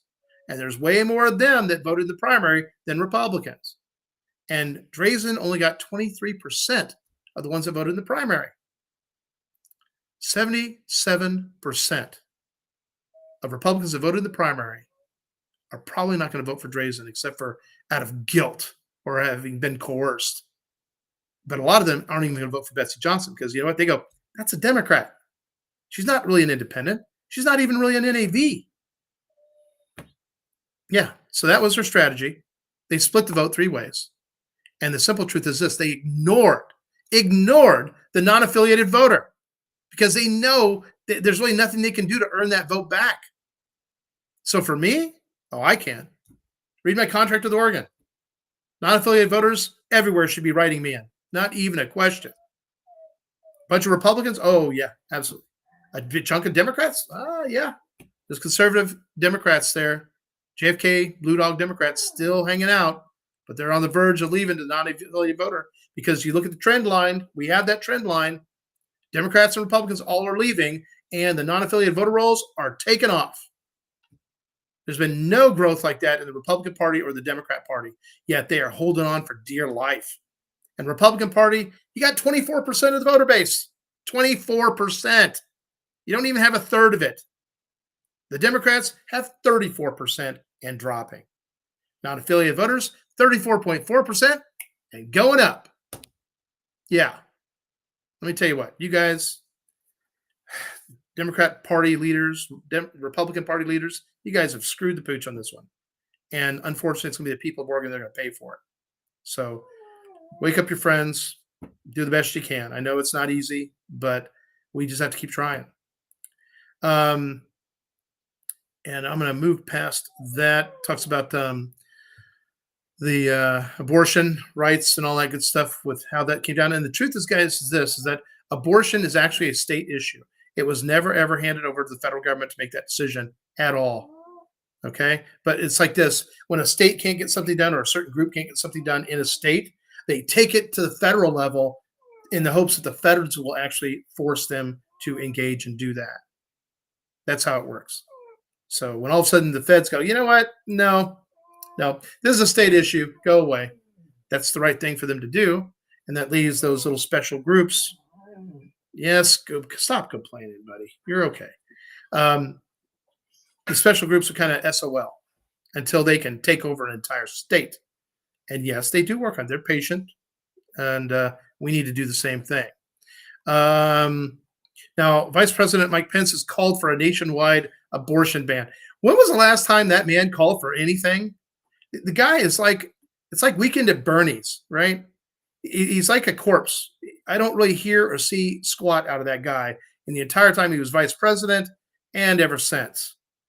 But he obviously has compromised his country on a couple of occasions. Yeah. So do I trust him? No, I do not. So on the gun thing, things kind of split. But fundamentally, guys, it's really pretty simple. And I'm shocked that Betsy Johnson and Christine Drazen don't have the, we'll call it intestinal fortitude to stand by the Constitution, which they already swore an oath to. Second Amendment shall not be infringed. And those guns, those arms, the right to bear arms, got to go look up that in the Black's Dictionary. Oh, yeah. Good reading, by the way. That has nothing to do with hunting animals or anything like that. Nothing at all. So those that claim it are a bunch of idiots. But they don't want you to know the truth. They don't want you to read the real Constitution and understand what they meant by everything they said. They probably don't own a Black's Law dictionary. I do. It's not an old one. It's kind of a little bit newer one, but hey, it works. Um, Now, Drazen was one of the four endorsed governor candidates for Oregon Right to Life, which opposes abortion from the moment of conception to natural death. And Oregon Right to Life, to me, has been kind of a joke because, see, here's the thing: they have actually supported candidates that do support abortion. What about Newt Bueller? Yeah, he got an Oregon's Right to Life endorsement, and he supported abortion. So apparently, Oregon Right to Life is kind of a little wishy-washy on that. But I guess, of course, being right to life allows them to bring in a lot of money. And there's people that are collecting that money and benefiting from that money in paychecks for what they do. And I'm amazed at the kind of stuff that Oregon Taxpayer Association, Oregon Watchdog, Oregon Right to Life, the mailing that they can kick out. Guys, that is not cheap. So, what has Oregon Right to Life, what have they accomplished in all the time they've been fighting abortion in Oregon? Nothing except spend your money. I have an actual solution to the abortion issue and how to take the money out of the industry legally and with the support of Oregonians, the voters. Do any of them do that? No. Have they offered that solution? No. So, how smart are they? How well can we actually trust them to do what they claim that they're doing? And in fact, they haven't. I've done more to stop abortion than they ever will. That's just the truth. I actually have a legitimate plan and I know how to get it implemented. But in this case, well, either we have to take over the legislature in a big way and the governor's seat or civil war. So there's your two options, unfortunately. So now Betsy Johnson has clearly stated that she is pro choice. And for her, she claimed it was a bedrock issue for her. And frankly, for Oregon, a fundamental right. Murder is not a right. And there's nothing fundamental about murdering an innocent baby, right? So she claims that all of Oregon wants the ability to kill your baby in the womb, that it's a fundamental right. Why anybody would consider Betsy Johnson in any way, shape, or form is beyond me. They also forget the fact that she's been a director on the board of directors for the Federal Reserve Bank branch out of Portland, Oregon. Anybody connected with the Federal Reserve Bank, to me, is person non grata. I can't trust them. They are part of that group that none of us will ever be part of. Think about it. And the thing is that because of her position pro-choice, see, this is how she gets some Democrat vote and part of the Republican vote. But stating that, well, that pretty much hurts her with the Republicans.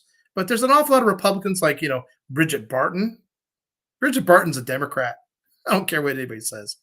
But Bridget Barton came out in support of her. So did Newt Bueller. So did Phil Knight. Although now Phil Knight is now backing up Drazen. It's unfortunate. I actually met Phil Knight and his wife. Very nice people, by the way. I had a really good conversation with them years ago. But anyway, now there was I have a bunch of quotes I really wanted to go into. Yeah, we have to save this for another time. And I think where I'm at. Okay, so let's go find this real quick. Okay. Man, there's just a lot of good stuff for Oregon here, guys. I'm sorry because we're already at an hour and a half, and I don't want to take any more of your time. But I did want to talk about a bunch of quotes from the candidates that you need to be aware of. Hold on a second. Where'd they go? Okay.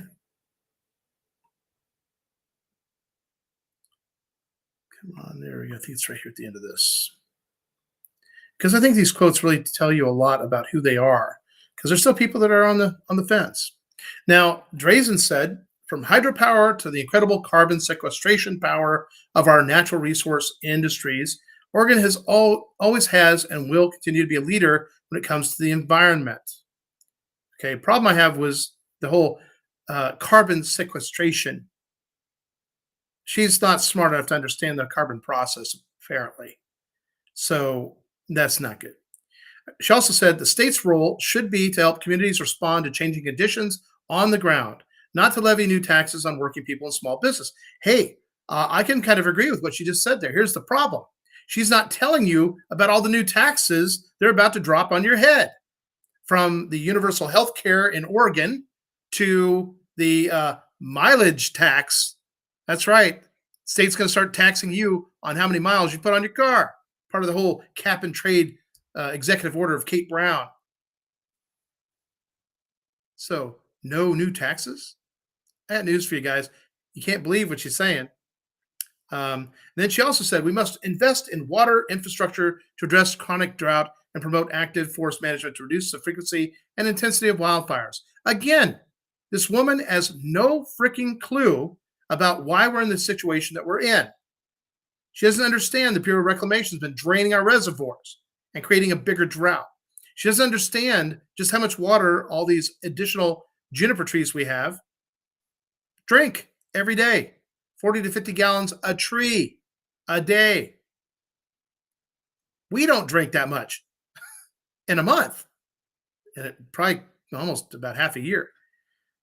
Now, Tina Kotek said that she's the only candidate for governor committed to transitioning to a clean energy economy, one that provides clean, renewable energy, grows jobs, and helps fight the effects of climate change. Number one, climate change in her capacity, which she's talking about, doesn't exist, and no amount of money can fix it. There's no way to measure what they do, how they spend that money, and what it actually does. The geoengineering, hey, that's contributing to our drought. It's contributing to poisoning our water and our land and animals and everything else. Okay? Clean, renewable energy. She wouldn't do clean, renewable energy if it sat on her face and wiggled. Okay? Creating new jobs? No. They killed jobs. They created bigger problems for the state, especially from an energy standpoint. Remember the coal fire plant that was cleaner than the stockyard emissions down the road? Only steam came out of that stack. Not only did they shut it down, they destroyed it so that we couldn't use it in the future. This is literally like China attacking Oregon, killing off our energy supply to basically make us easier to come in and take over. Yeah, this is what's going on. Now, she also states, Kotek, I will work to decrease pollution from transportation by increasing the use of zero-emission vehicles and increasing investments in public transit. I will work to transition Oregon away from fossil fuels like methane gas. Methane, how much methane gas are we using in Oregon? Yeah, away from fossil fuels like methane gas. What about gasoline? What about oil? What about all the other things we need for plastics and what have you? Listen, guys, the amount of emissions we have in Oregon has the lowest carbon footprint on the planet, like 0.002, even with all the fires they've been trying to increase that carbon footprint so they can justify cap and trade. That's what they're doing. So don't buy this BS, okay? And these electric public, I got news for you guys. Electricity, where does it come from? Yeah, hydroelectric. The solar panels and the wind energy is not going to suffice. Not even close. So if you're all about brownouts and blackouts where you have to freeze in your house, well, then vote for Kotek. She also stated that she'll also work with our federal partners to maximize the progress Oregon can make from the federal investments in clean energy, such as building out electric vehicle charging stations along highways, investing in cleaner buses and trucks. She doesn't understand that these electric vehicles have limited range and have to be recharged, and it takes up to 8 hours sometimes to recharge them. So if you're a semi-truck guy traveling through Oregon, that's going to be a long trip, many days, maybe even a week. How is that going to be good for your delivery of your refrigerated items into Washington State? It's not. Now, Betsy Johnson, she stated that Climate change is real, but often the proposed solutions from the far left have not been. Asking those at the economic margins, rural Oregonians and struggling business to pay disproportionately for the changes they seek? No. So here's the thing climate change, the way they all talk about it, does not exist. We have cycles of our planet and of the climate. This has been documented. There's more scientists that can totally debunk their whole idea and their translation of climate change, global warming, global cooling, acid rain. All these things are supposed to destroy our planet many, many years ago, about every 10 years, never came to pass. And this climate change and their idea about carbon dioxide and water vapor, they want to eliminate that. If they eliminate that, that kills our planet. Not just us, plants, animals, everything. So the stupid people apparently are still in charge. Yeah, I'm a little teed. Johnson also stated, quote, I'll lead the climate fight with common sense solutions, better forest management, green energy, and greater innovation in emission reducing technologies. Well, that just sounds so buttery good deliciousness, right? No. Climate fight is wasting everybody's money to accomplish nothing except to make us all more miserable. That's what it's going to do. So don't buy the BS. She also stated she'll put Oregonians to work in the woods to better manage our forests with thinning, controlled burns, and sustainable forestry practices. Well, Betsy, how are you going to do that? The feds control all that land, at least 51% of it. So what are you going to do to change that? Oh, wait a minute. If I call up Paul Romero, he knows all about the Apache County Resolution and how to do that. And managing the forest? Absolutely. Thinning them, cleaning them up, doing all that type of stuff? Absolutely. Controlled burns? No. The only time you do a controlled burn is when it's just grass, the trees are limbed up, and you run it quick, you control it, you have it surrounded, and then you do another section and another section. That's the only time.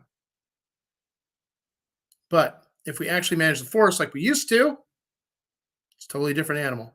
It's a whole lot better. She also stated that she'll be continuing to push Oregon into a green energy future, including protecting the 100% carbon-free hydro that provides roughly 50% of our electricity needs. Well, wait a minute. Wasn't she also supporting removal of a bunch of dams? Yeah. Huh. Imagine that. So she's talking out the side of her mouth and out of her backside, too. That's not a pretty sight, I know. But the fact is this. Hydroelectric power is probably one of the cleanest green energy we have in the state. The carbon fuel plants, the one we had in the state of Oregon, did a great job. And the electricity that we're supposed to be getting from wind power and solar panel does not replace it. We're having to pull other energy off the grid from other states. You see a problem here? So they're going to kill all our good energy producing stuff. And then we're going to get to suffer with brownouts and blackouts. And it's going to take a long time to recover back to how it was. And in that time, most people will have left the state, which I believe is their whole purpose and goal anyway. Oregon's important in the future, guys. It has to be. It's the only thing that makes sense. Why is China buying up Oregon mostly? Why is that? There's a reason. And sometimes you just got to ask the question. So when you talk to Drazen or Johnson or Kotek, ask them those questions. Ask them, why is it you support the Oregon-China Council? Why do you support the United Nations Agenda 2030? Why is it you support all their 17 sustainable development goals, as well as the COVID-19 element to bring about a one world order, which violates your oath of office? Why are you committing treason? Ask them the real questions. Ask them the hard questions. If you don't, who's gonna, right? They won't answer my questions. But we're going to keep beating on the drum, guys. That's our responsibility. Never give up, never surrender. And as frustrating as it can be, well, it's just what we got to do. And what I'm hoping is that people really step up. In this year to come, the earliest we can recall anybody is after 6 months in office. Okay. And what I propose is any candidate that ends up being elected, because for a lot of cases, it's for the lack of a candidate running against them, that we find those people and get them ready, and that we push these recalls, get those people out, and let them know in no uncertain terms we are not going to vote for them ever again for any office, because we couldn't trust them with what they're doing. We're not going to trust them with anything else. Okay, let's see if I can't see. Hey, Miss Mary, good to see you. Let's see, do some supporting making human fertile. Yeah, I know it's sick beyond belief. I do you like the idea that your dead neighbor got reprocessed and might be coming through your drinking water? Yeah, I'm not comfortable with that either. There's a reason why animals and people have to be buried certain ways, and it's a safety concern. Um, see what else we got there. Yeah, Shanna Vanderbilt. She sponsors Constitution classes for the People's Rights Group in Clackamas County, which she is to be commended for, by the way.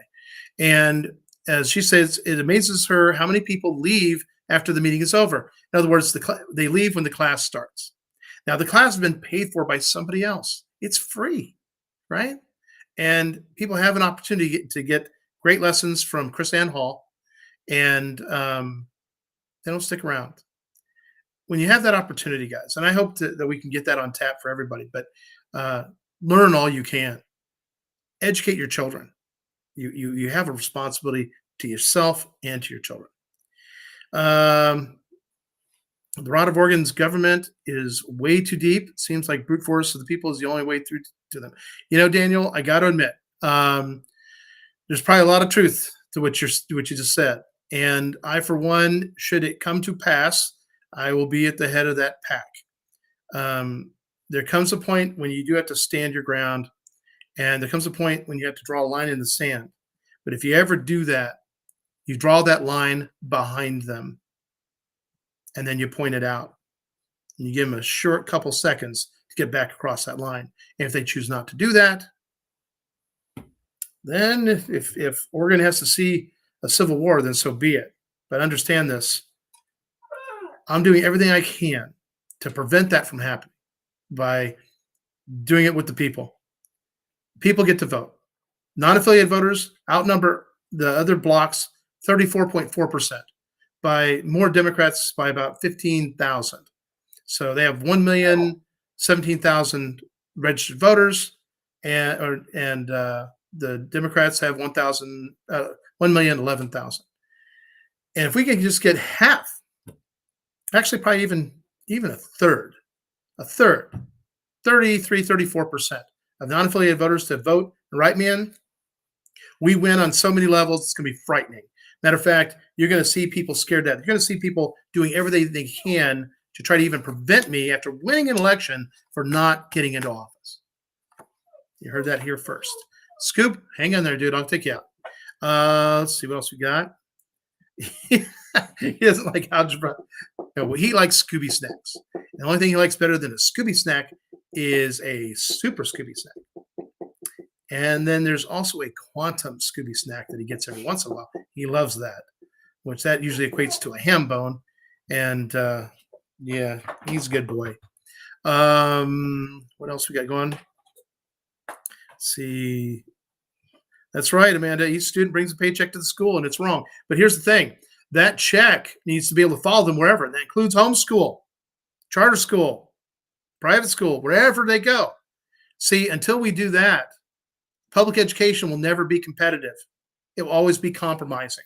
Okay. And the state is trying to make that compromise okay. It's not okay. They're dumbing down our young people. Listen, I remember they said, don't worry, these young people, they're going to be taking care of you in your old age. And it's like, man, you're right. That ain't happening. Well, right now, they're being prepared to not even be able to take care of themselves. So it's going to fall to us to get them back on track. So that's something we need to take an active role in. Okay. Let's see what else we got. Uh, yeah, well, the dumbing down is actually the goal of the socialists, the communists. These are people that like to be in power, even though they lack the intelligence to actually be there to do a good job and represent the people. They are fully compromised, and that's it. You can't trust them. They are not trustworthy.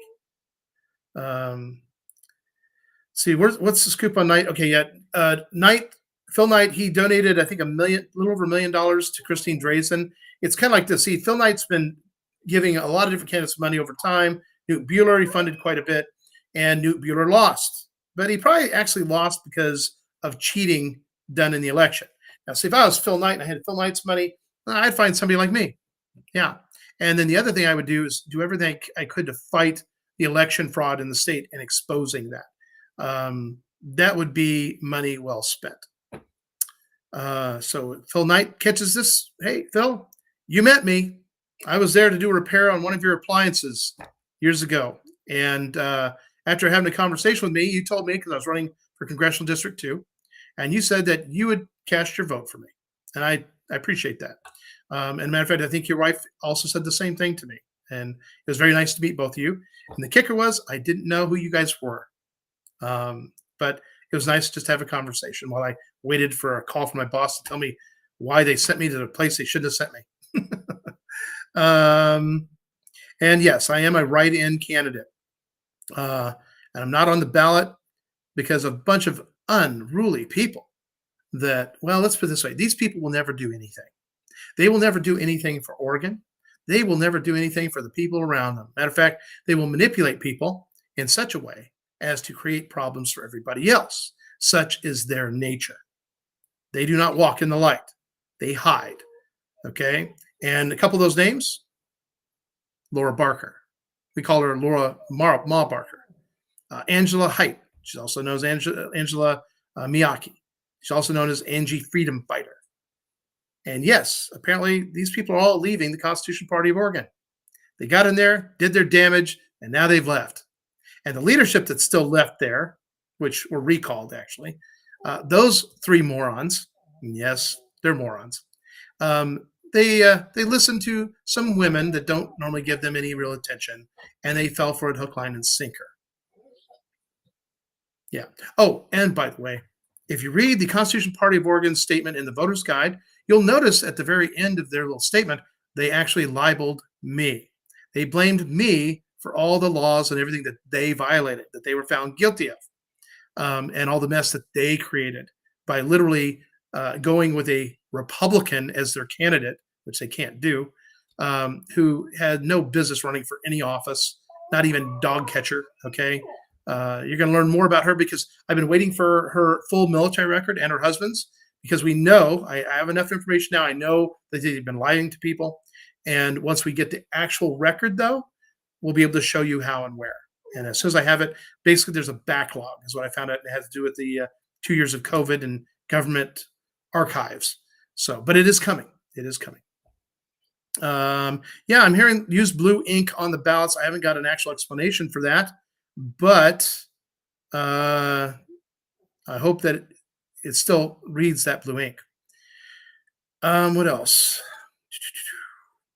Oh, believe me, Carlene, I've been dealing with a lot of unfair. Does it deter me? No, no. Listen, one of the problems I have with a lot of people that run for office is they run, they lose, they quit. No. If you have conviction, if you have commitment to what it is you're trying to do and accomplish, there is no quit. There is no give up.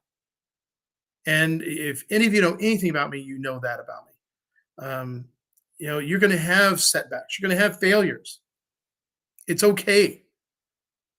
What matters is getting back up and fighting on. And that's what I'm going to do. I'm here for Oregon, and so is my wife, and we are not giving up. So apparently blue ink makes it more difficult to make unauthorized copies of your ballot. So they can change or read in other things. Good to know. Also, like I said, make sure when you write in my name, Paul Romero, like I said, we're pushing for a lot of NAV votes, but that means anybody else. And the fact is going to be this. When Drazan loses, okay, She will lose for a couple reasons. Number one, Betsy Johnson split most of her vote. I'm going to secure some of those Republicans, but largely a lot of NAVs. Tina Kotek is going to squeak it by. They'll still steal a few votes to win, but that's what we're looking at, guys. So make sure you thank Betsy Johnson for splitting the Republican vote. And but there's the possibility the Republicans might come out in force. Everybody might vote. Democrats are not really happy with Tina Kotek. They're definitely not happy with Kate Brown. So it is truly up in the air. And it's possible that we could actually win this race with as little as 26% of the vote. So get on your phones, guys. Get in your emails. Contact people. Talk to people. Share. Get them to consider me. Go to my website, romerofororegon.com. My current updated contract with Oregon is there. Go read it. Go learn something about who I am. And if you got a question, give them my number. It's public. Anybody can have it. And I answer calls all the time. And I take time with people and I answer all their questions. So tell me which candidate out there is doing that. They're not. You can't reach them because they don't want them to expose themselves any more than I've already exposed them. So be sure to share. But yeah, Shanna, she's one of my heroes, by the way. Yeah, big time. Hey, we got Miss Shanna and Mr. Tim is in the house. Good to see you guys. Anyway, guys, thank you for being here.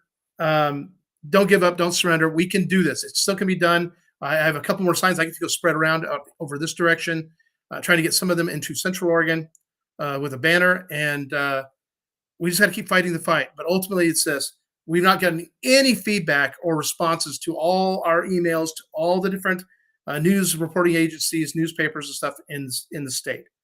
They're not talking to us. Do I have a problem with that? Yeah. But this is that whole mainstream media controlled opposition, uniparty. That's what it's about. Now, they may actually end up letting Christine Drazan win because they need to calm all of us to think that, oh, maybe we got control here. Maybe there's hope. But here's the thing. Christine Drazan is not beholden to you and me. She's beholden to the same people that funded and financed Betsy Johnson and Tina Kotek. So, you want to know why she doesn't listen to you? She doesn't respect you. She doesn't understand what we go through. She doesn't really care. If she did, she'd be out amongst us. She'd be available to all of you and to me. But she's not. And yes, do I have a copy of my contract with Oregon for Christine Drazan? Yep, right there. That goes in the mail tomorrow. So, and thank you, Stephen, for posting that. It's crunch time, guys. Like I said, anybody that's in your email, send them some information. Send them my website. Say, please go to this website, read his contract with Oregon, go watch one of his videos somewhere, Rumble, YouTube, Facebook. Here's his phone number. Call him. He'll set up a Zoom call with you and your group on the spot, right then and there. We'll get it done.